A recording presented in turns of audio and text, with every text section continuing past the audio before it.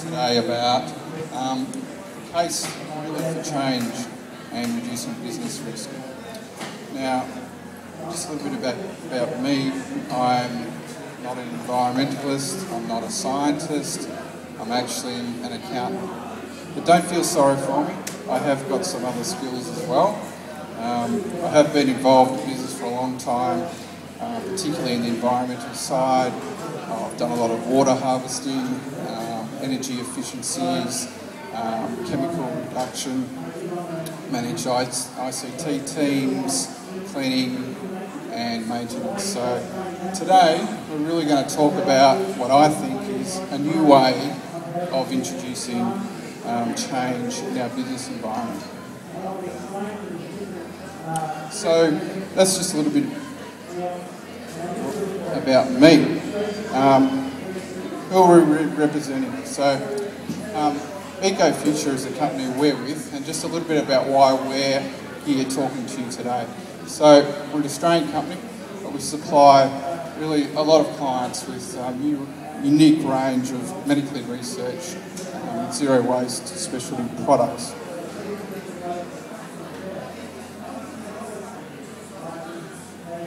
And our mission is really to change the way things are done today. So we're not into business as usual, and we're here to really protect the planet and to people and our health. And we have a way that we'd like to introduce you to that we think that'll work for us. Not sure why that's doing that. Sorry, I've worked it out.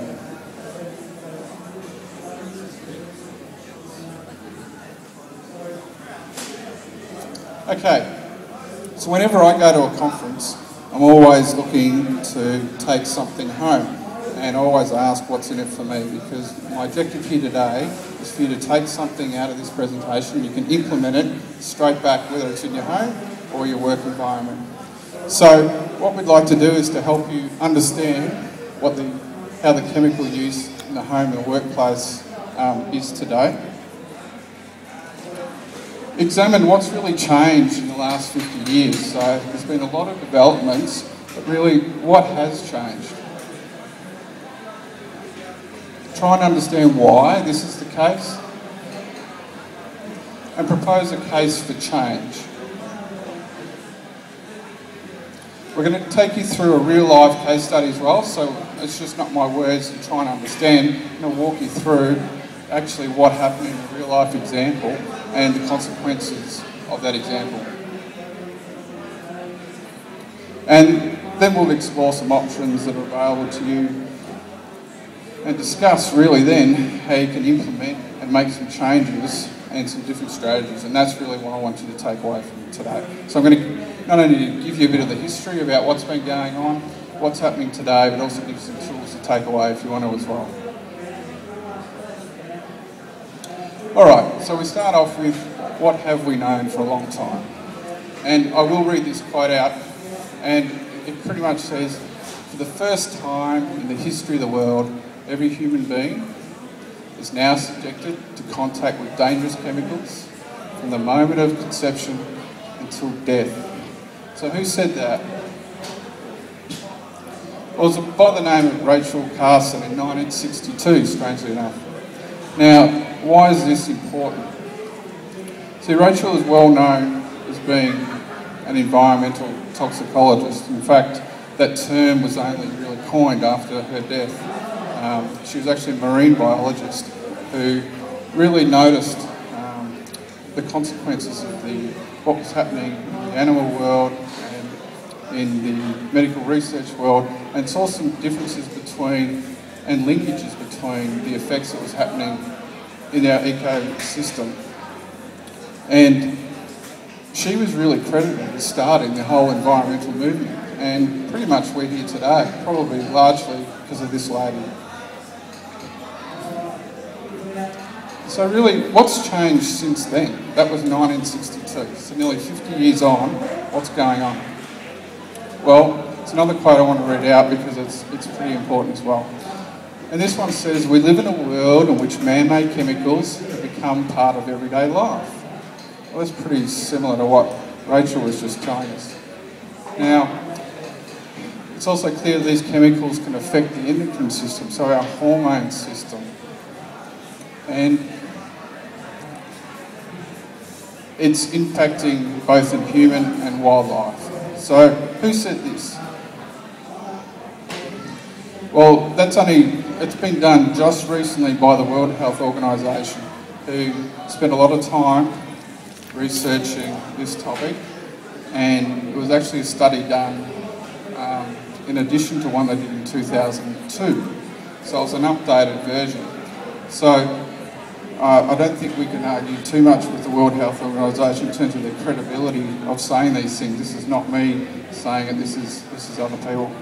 So in addition to that, they also said that there's close to 800 chemicals known or suspected of being capable of interfering with our endocrine system and our hormone system. The problem with that, though, is only really a small percentage of that has been tested. And it's only simply because they don't have the resources to do that. They're aware of it, they'd like to get to it, but they just simply don't have the time.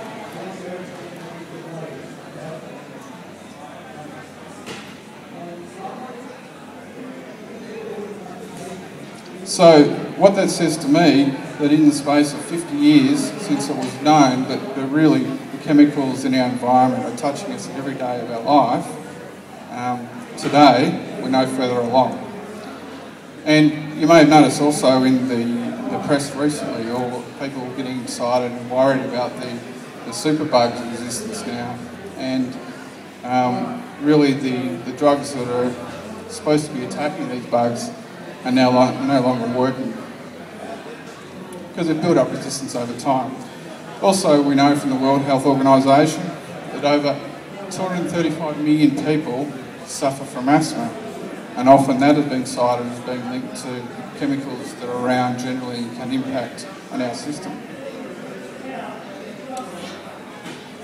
Also, there's been linkages with what they call the 4 A's: autism, ADHD, asthma and allergies can be triggered by harmful cleaning products. And that research was done by the name of Dr. Ken Bock in his book. And so what we're trying to say is there's significant risk in our environments today, and we're well aware of it, and we've known about it for a long time, and yet it still prevails. So what can we do about it? Now you may say to me, hang on a minute, all I've heard about for the last 2 or 3 years is environmental stuff, and that's true. But largely it's been focused on carbon pricing and solar panels and things like that. No one's really talking about chemicals and their impact on our everyday life.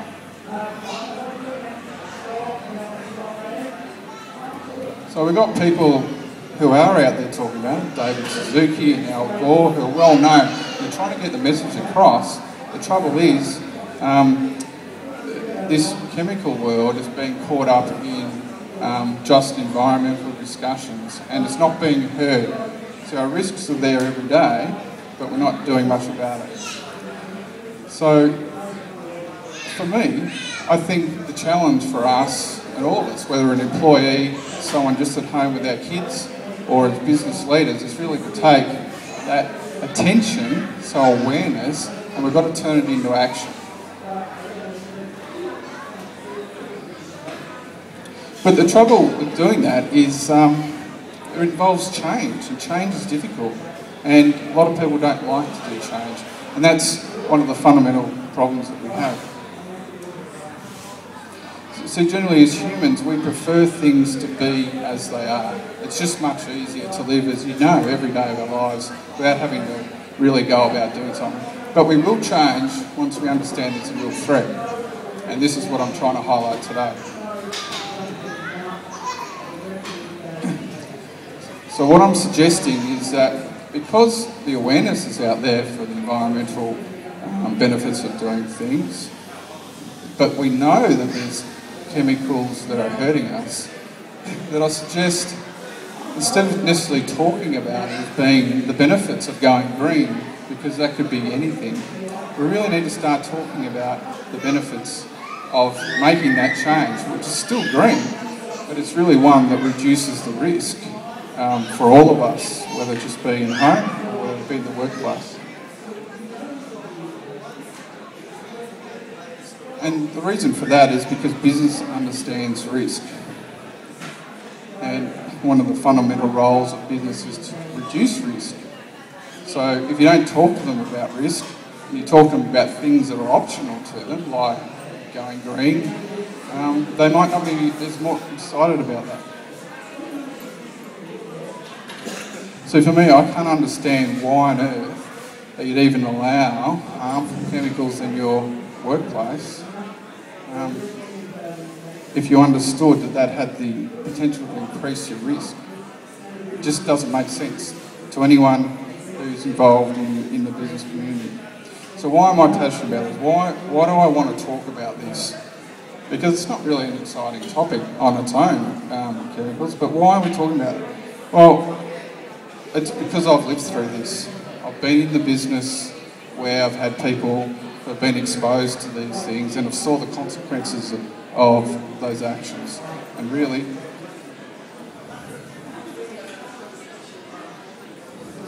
I really don't want any more people exposed if they don't have to be, and businesses have to deal with it. So one way or another, it's happening. It's happening every day. It's building up in our organisations, but there's a risk sitting there that we simply don't need to have. So let's talk about it in a different way. This one I think is interesting. It's quite possible that in the future we'll look back on this, seeing it's something we've known for a long, long time, and scientific study after scientific study keeps talking to us about the risk of this stuff in our environment. It could be labelled like another asbestos that's been sitting there, but we just haven't had the resources to really further along our knowledge of this. And the real simple one, this is all preventable. We have the technology today, and we'll be talking to you about some of those technologies that are available to help you reduce that risk in your organisation, that we can just start doing right now. This is not something from the future, this is something that's happening right here, right now. So really, what happened in our case study? Well, we had staff that had been using products every day. One day the staff member reacted to a cleaning product. There was fumes of it actually. Developed respiratory issues and they could no longer work.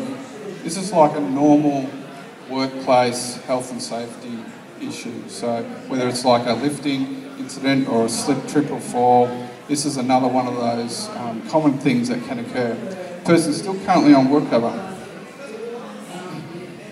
And now the trouble with that is because they were exposed to something that was generally available in the workplace, is that they now react, they're hypersensitive to everything else. So every other chemical they come in contact with really exacerbates their position.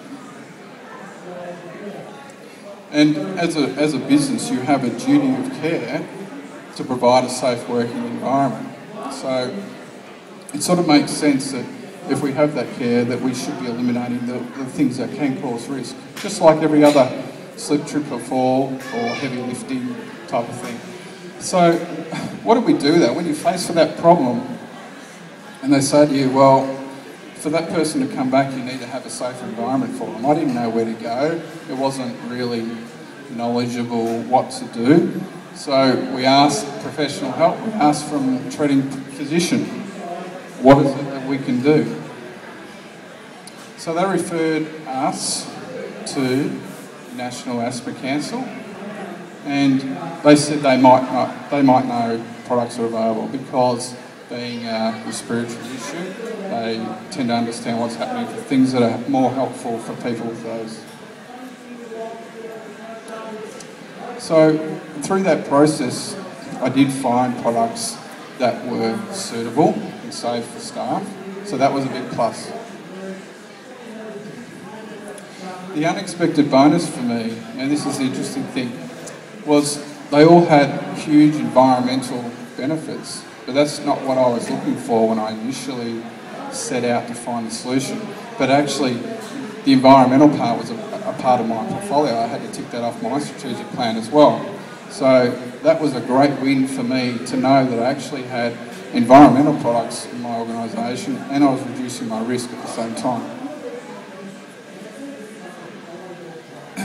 What was also interesting out of that, this is all the hidden stuff that you don't know about until you go through an incident like this, is that I had other staff who had also had symptoms that I didn't know about and they didn't report it. And once you change and you start talking to them about how they're going and how they're feeling, they start telling you about how much better they are. And that surprised me. So they were saying that they finished the day, they didn't have headaches anymore and they didn't have irritated skin. And I used to say to them, when was that happening? No, every day. That was their answer. Now, that shocked me to the core because I had no idea that was going on just from everyday work. And the trouble with that is when you question the staff, you talk to them, they thought that was normal. So because generally like in our cleaning products at home, you might spray something in the shower and your skin gets itchy and you get a headache and you just think that is normal behaviour. And so when you do it at work, the same thing happens. Well, you're already preconditioned to that being what happens. Through the result of this change, this organisation now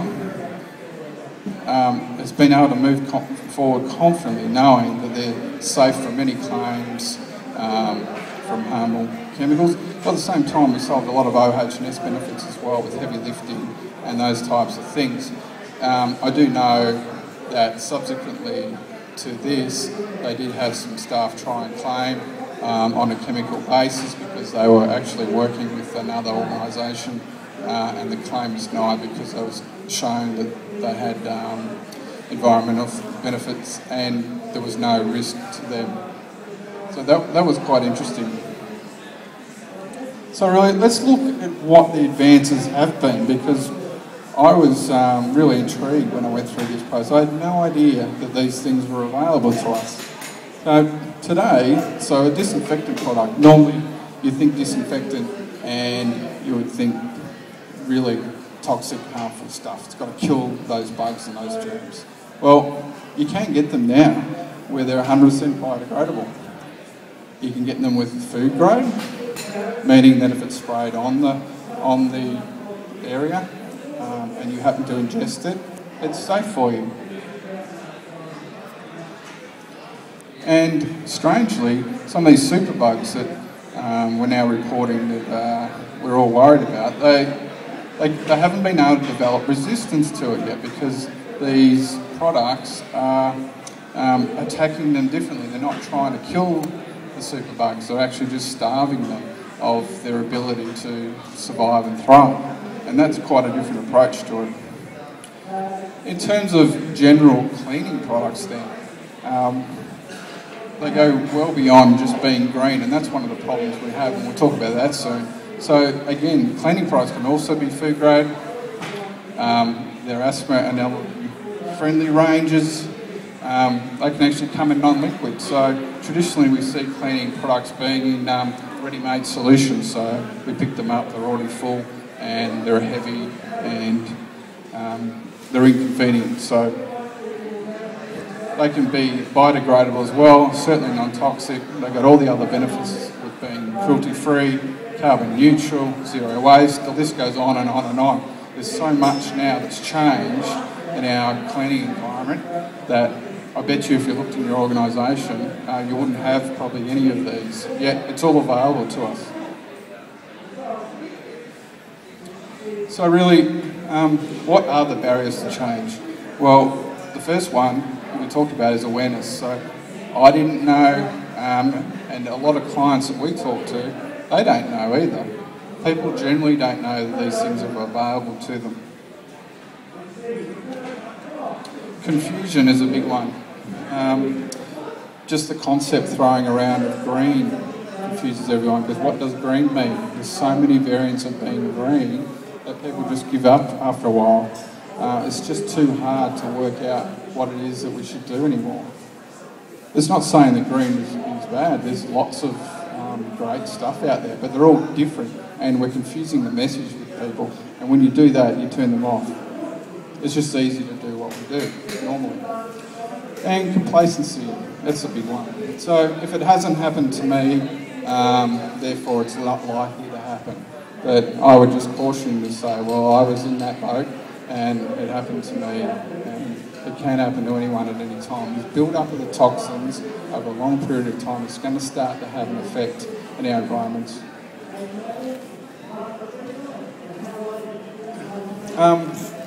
We've also got to have organisations that actually have sustainability goals. Now, a lot of them are nowadays, but not everyone has them. So one of the reasons it's not coming through is people really aren't talking about it or thinking about it or making it part of their business case. And we would advocate that people do. Perceived cost is an interesting one. Being an accountant, I understand. You try and get projects through me that cost more, and I'm going to tell you to go away. But the reality is, in the past, it used to be, as an industry, when you're starting with new technology in the green area, they always start off more expensive, and then as technology improves, the price comes back to a point where it makes more sense as comparable. And we're at that point now. What I'm trying to say is that the new, better products that are available generally don't have to be more expensive than what's out there. That's harmful. And change takes effort. We need people with energy to drive the change because we're all busy. We've all got things lined up, 10 projects that we have to do, and if you give someone another project that they have to do, they're going to be less likely to want to do it. So we understand that. All right, so we'll just skip through a couple of here because we just want to give you an overview. So for us, we like to think that we'd imagine a world where that's gone forward. We are able to just picture ourselves having a world where we don't have exposure to toxic chemicals anymore because we know it doesn't need to be there.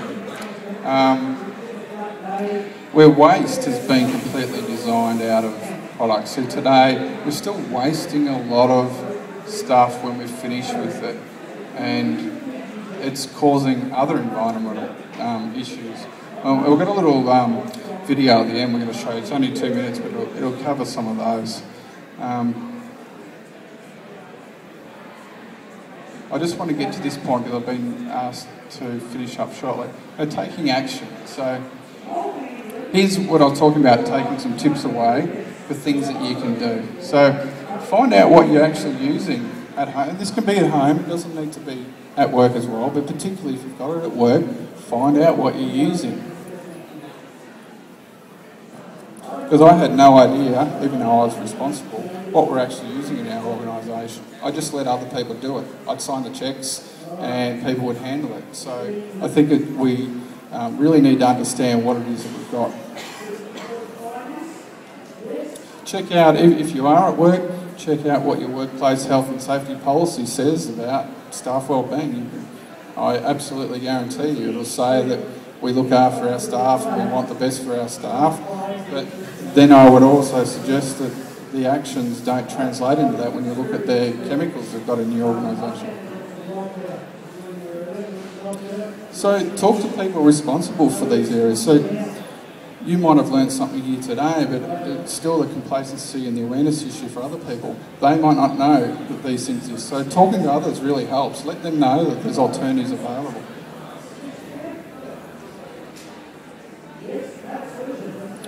Now, if you have trouble with that, get outside assistance. There's people here today, there's people like us. If you need help, we'll come in and help you. We'll talk to your organisation, we'll do an audit, we'll let you know what's good and what could be improved.